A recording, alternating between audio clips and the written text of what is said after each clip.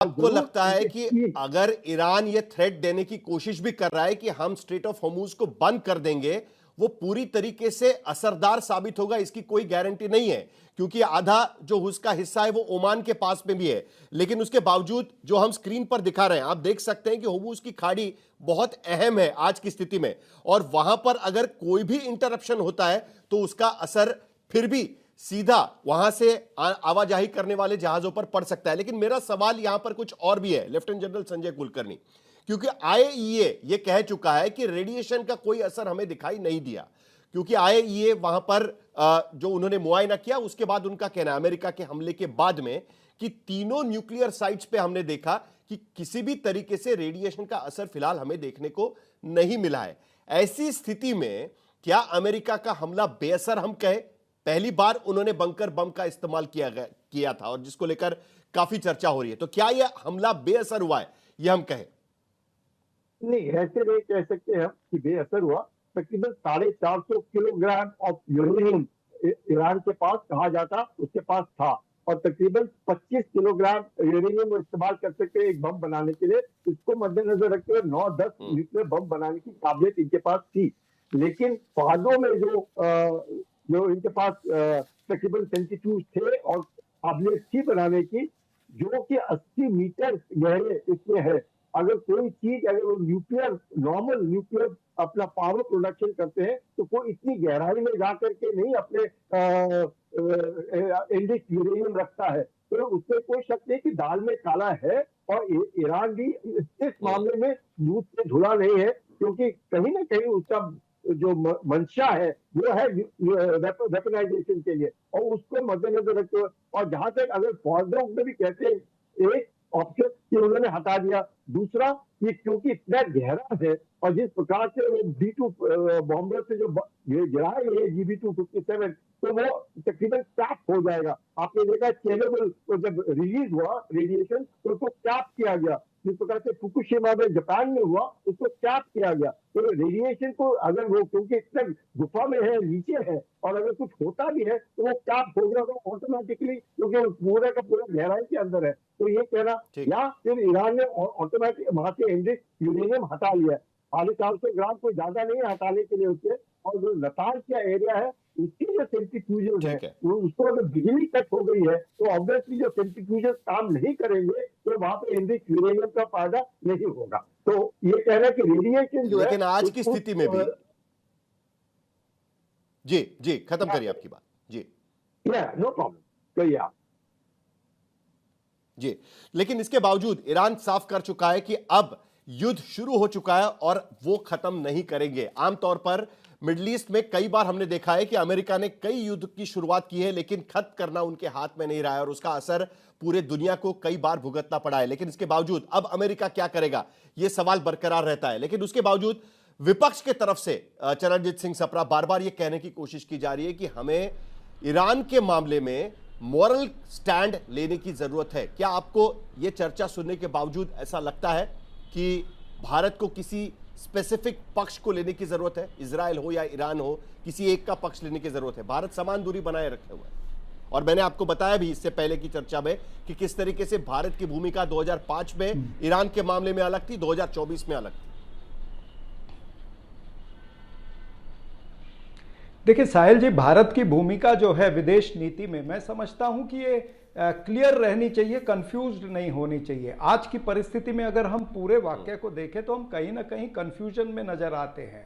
हमारी प्राथमिकता यह होनी चाहिए कि इस वेस्ट एशियन रीजन के अंदर शांति बहाल होनी चाहिए, युद्ध विराम होना चाहिए। हमें अपनी कूटनीति और जो भारत का साइज है, चाहे इकोनॉमिक साइज ले लो या हमारी पॉपुलेशन वाइज, आज भारत का वजूद जो है पूरे विश्व के अंदर बड़ा है, और इस बड़े वजूद को लेकर के, इसका फायदा उठा करके हमें अपनी आवाज को बुलंद करना चाहिए अच्छाई के लिए, युद्ध विराम करने के लिए। क्यों नहीं हम इसमें मुखर होकर के इसमें अपना स्टेटमेंट इसमें करते हैं। हमें दो तरफा नहीं रहना है, हमें कहीं ना कहीं क्लैरिटी लानी पड़ेगी। और क्लैरिटी इसलिए भी लानी पड़ेगी, आपने खुद कहा कि अर्थव्यवस्था डगमगा सकती है, रुपया जो है वो गिर रहा है। आपने खुद कहा कि एलपीजी जो है 16 दिन का स्टोरेज मात्र हमारे पास में है। क्या ये सारी चीजें, अगर ये युद्ध लंबा चलता है तो क्या पेट्रोल डीजल के दामों पर फर्क नहीं पड़ेगा, दूसरे ईंधन पर उसकी प्राइस पर फर्क नहीं पड़ेगा, क्या भारत के अंदर इन्फ्लेशन नहीं तो बढ़ेगा? क्या भूमिका होनी चाहिए? तमाम सारी चीजें हो सकती है, इसको और रुकने की जरूरत नहीं है। और नहीं, अमेरिका के लिए हमें क्लैरिटी से बोलना पड़ेगा।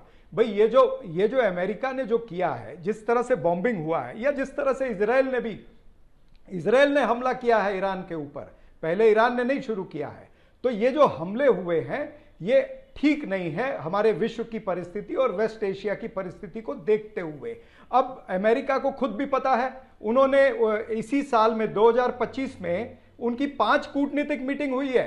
5 कूटनीतिक मीटिंग ईरान के साथ होने के बाद भी जब उनके इंटेलिजेंस चीफ जो है तुलसी गबार्ड, उन्होंने यूएस कांग्रेस को बता दिया कि भाई ईरान जो है वो परस्यू नहीं कर रहा, परमाणु हथियार का जो कार्यक्रम है उसको परस्यू नहीं कर रहा, उसको स्थगित रखा है। जो अली खमेनी है उन्होंने उनको इजाजत नहीं दिया, ये खुद यूएस कांग्रेस को कहा है। उसके बाद भी अगर ट्रंप उसको खारिज करके और ये बॉम्बिंग करते हैं, और एक तरफ ट्रंप पहले विरोध भी करते रहे हैं, जो खाड़ी का युद्ध है उसका विरोध करते रहे। यानी आपका विपक्ष का कहना है कि अमेरिका का विरोध करना जरूरी है, इंटरनेशनल स्टेज पर अमेरिका का विरोध करना जरूरी है, आपका ये कहना है? स्पेसिफिक आप बताइए। मेरा ये कहना है कि अमेरिका को सचेत करना जरूरी है। वैसे भी अमेरिका हमारे साथ कहां खड़ा है? अमेरिका तो आसिम मुनीर को लंच खिला रहा है, वो कह रहा है आई लव पाकिस्तान, आईएमएफ का लोन चला जा रहा है, वर्ल्ड बैंक का लोन $40 बिलियन का चला जाता है, एडीबी बैंक का उनको $800 मिलियन का लोन मिल जाता है। कांग्रेस कह रही है कहीं ना कहीं अमेरिका के प्रति भारत को क्लियर कट स्टैंड लेना पड़ेगा। 2008 में जब भारत सरकार अमेरिका के साथ बातचीत कर रहा था सिविल न्यूक्लियर कोऑपरेशन के लिए, तब भारतीय जनता पार्टी उसके खिलाफ खड़ी थी। और आज की स्थिति में अब कांग्रेस पार्टी यह कहने की कोशिश करी है कि हमें अमेरिका के खिलाफ खड़ा होना चाहिए। संगीत रागी। साहिल, आपने बहुत अच्छा, कम से कम चरणजीत सिंह साफरा की बधाई। कम से कम उन्होंने कहा कि आज भारत का वजूद बढ़ा है। मनमोहन सिंह के समय वो वजूद नहीं था, आज वजूद बढ़ा है, वो कम से कम ये मान रहे हैं। दूसरी बात, विदेश नीति में कोई मॉरल स्टैंड, मैं इसका उत्तर दूंगा। एक चीज हम पढ़ाते हैं कि एक मिनट दे दीजिएगा, हम एक ही चीज पढ़ाते हैं कि आपका देश national interest is the prime driver. हमारा राष्ट्रीय, एक हमारा दोस्त, दोनों दोस्त है, दोनों झगड़ा कर रहा है। एक कह रहा है कि न्यूक्लियर बॉम्ब है, उसको हटा, उसके लिए बॉम्बिंग करना जरूरी है। दूसरा कह रहा है नहीं है, ऐसा करोगे तो हम झगड़ा करेंगे। दोनों में ऐसी स्थिति में किसके साइड आकर के खड़ा होना चाहिए? मुझे लगता है कि भारत सरकार बहुत समझदारी के साथ काम कर रहा है। तीसरी बात मैं जिक्र करना चाहूंगा, श्रीमती सोनिया गांधी जी ने जो लेख लिखा, वो चीन के खिलाफ तो आज तक लिखी नहीं है, पाकिस्तान के खिलाफ तो लिखी नहीं है, अमेरिका के खिलाफ तो लिखी नहीं है, लेकिन जो वो कर रही हैं वो आग लगा रही हैं। वो वही काम कर रही हैं जो चीन उकसा रहा है ईरान को कि देखो तुम दोस्ती बढ़ाते हो भारत के साथ, भारत आज तुम्हारे साथ नहीं खड़ा रहा है। तो श्रीमती सोनिया गांधी देश के साथ विश्वासघात कर रही हैं और देश के हित के खिलाफ काम कर रही हैं, वो लेख लिख करके, क्योंकि वो दो चीजों को साधना चाहती हैं। एक, ईरान को भारत के खिलाफ खड़ा करवाने का, दूसरा भारत के अंदर जो सिया समाज है जिसका बहुत बड़ा कम से कम फॉलोइंग है, 4 करोड़ सियाओं की फॉलोइंग है, जो वहां के जो वो धर्मगुरु हैं उनके साथ, उनको भी एक प्रकार से उकसाने का काम श्रीमती सोनिया गांधी और कांग्रेस पार्टी ये पाप कर रही है। चौथी बात मैं जिक्र करना चाहूंगा कि भाई देखिए, ईरान के साथ हमारे पारंपरिक रिश्ते हैं, बहुत अच्छी बात है, हम इसे कभी इनकार नहीं कर रहे हैं। लेकिन आपने भी जिक्र किया और मैं फिर इसे दोहरा दे रहा हूं, 2005 में तो आप खड़े थे ना, 2005 में तो उसके आप खिलाफ थे। क्या आज के दिन में इजराइल हमारा दोस्त नहीं है क्या? आप कारगिल के समय कौन हमारे साथ खड़ा था? ईरान खड़ा था या इजराइल खड़ा था? जब हम ऑपरेशन सिंदूर कर रहे थे तो कौन खड़ा था? ईरान खड़ा था या इजराइल खड़ा था? ऐसी स्थिति में हम ये नहीं कह रहे हैं कि हमको चुनाव करना है, लेकिन कई बार जैसे हम कहते हैं ना कि एक मौनी बाबा हुआ करते थे प्रधानमंत्री पंडित नरसिंह राव जी, तो वो चुप रह जाते थे और उनके बारे में कहा जाता कि वो बड़ी अच्छी नीति थी। मनमोहन सिंह जी कई बार चुप्पी मार लेते थे। तो विदेश नीति में हर समय उचक करके बोलने की जरूरत नहीं है। संगीत राहुल गांधी बोल दें, गांधी परिवार बोले, लेकिन मैं जो सिर्फ- भारत मैं सरकार ने सिर्फ सवाल सबके अंतिम सामने बात, रखना चाहता हूं। एक अंतिम बात, एक अंतिम बात, ये भी- एक ये लाइन, मैं एक उत्तर देना लाइन, चाहूंगा। एक लाइन बस बोल देना चाहता बोलिए हूं। बोलिए बोलिए बोलिए आसिफ बोलिए मुनीर, आसिफ मुनीर के बात पे जिक्र है, आसिफ मुनीर का जिक्र किया है। अरे भाई, नंगा जिसे कहते हैं, जो देश ब्रेड खा रहा हो और उसको भरपूर खाना देने के लिए कोई लालच नहीं देगा तो कैसे भी दौड़ा चलिए, हुआ। आज लेकिन उसके पाकिस्तान की बावजूद हालत सवाल वही ये भी उठता है कि पाकिस्तान कहीं ना को कहीं यूज कर रहा है कहीं ना अमेरिका। कहीं दुनिया कोई का बहुत कहीं ना बड़ा कहीं उसका कोई दुनिया का बैलेंस बिगड़ रहा है और ऐसे में अपने आप को विश्व गुरु कहने वाले भारत जैसे देश को कहीं भूमिका लेनी चाहिए कि नहीं लेनी मैं सिर्फ चाहिए, इतना ये सवाल भी जवाब- कहीं ना कहीं उठता है। भारत चलिए आशुतोष, भारत- आप जवाब दे सकते हैं। मैं साहिल जी, मैं जी, आपके इनका पास उत्तर आऊंगा। देना एक चाहूंगा। मिनट साहिल जी मैं जी, आता हूं आपके पास। बड़ी संभावनाएं नहीं नहीं साम्राज्य, आता हूं आपके पास, पहले आशुतोष जवाब देंगे। आशुतोष, देखिए साहिल, एक बात तो हमको अच्छी तरीके से समझनी चाहिए कि आपकी विदेश नीति जो है वो आपकी डोमेस्टिक पॉलिटिक्स से अगर गाइड होगी तो फिर आपकी विदेश नीति का बंटाधार होगा। दिक्कत यह है कि हमारी विदेश नीति हमारी जो सरकार की विचारधारा है उसकी गुलाम हो गई है। इसलिए हमारे जो ट्रेडिशनल फ्रेंड्स हैं, जो पिछले 75 सालों में हमारे साथ दोस्त रहे हैं और मजबूरी में और मजबूती में हमारे साथ खड़े रहे हैं, वो भी आज हमसे दूर दिखाई पड़ते हैं। आप रूस का उदाहरण ले लीजिए। ईरान आपका आज का दोस्त नहीं, हजारों साल का दोस्त है और वो दोस्ती हमेशा मुश्किल में हमारे साथ रही है। आप अमेरिका के साथ दोस्ती करने गए थे ट्रंप के लिए, तो हमारे यहाँ बहुत सारे लोग जो है वो हवन कर रहे थे, उनके लिए पूजा पाठ कर रहे थे। अंत में ट्रंप ने क्या दिखाया? महत्वपूर्ण सवाल क्या है? महत्वपूर्ण सवाल ये बिल्कुल गलत है आशुतोष। आज अमेरिका, लेकिन ये तो इजराइल और ईरान का झगड़ा है ना आशुतोष, बीच में नहीं टोकता हूं। और इजराइल ये सब मामलों में हमारे साथ खड़ा रहा है, खास करके सिक्योरिटी के मुद्दों को लेकर। तो अब यहाँ सवाल इसी बात को लेकर ये है कि जब इजराइल आप के साथ को हिंदू मुसलमान के ढांचे से, संगीत जी प्लीज, संगीत प्लीज, संगीत जी सुन लीजिए, संगीत हैव सम सिविलिटी। समय खत्म हो जाएगा, देखिए समय खत्म हो जाएगा, मुझे आखिर में एक बार फिर आशुतोष जल्दी खत्म करिए। आशुतोष दिक्कत क्या है कि हम हर मसला, विदेश नीति को भी हिंदू मुसलमान के चश्मे से देखने की कोशिश करते हैं, शिया सुन्नी के विवाद से देखने की कोशिश करते हैं। हम ये समझने की कोशिश ही नहीं करते कि दरअसल हमारी जो विदेश नीति है वो आज की तारीख में विदेश नीति बची ही नहीं। दोस्ती क्यों नहीं किया था? इसलिए तो देखिए साहिल, मैं चुप हो जाता हूँ, फिर संगीत रागी से नहीं, संगीत रागी जी ये ठीक नहीं समझ में आ रही है कि हमेशा डोमेस्टिक पॉलिटिक्स जो है नहीं, संगीत रागी जी ठीक नहीं है।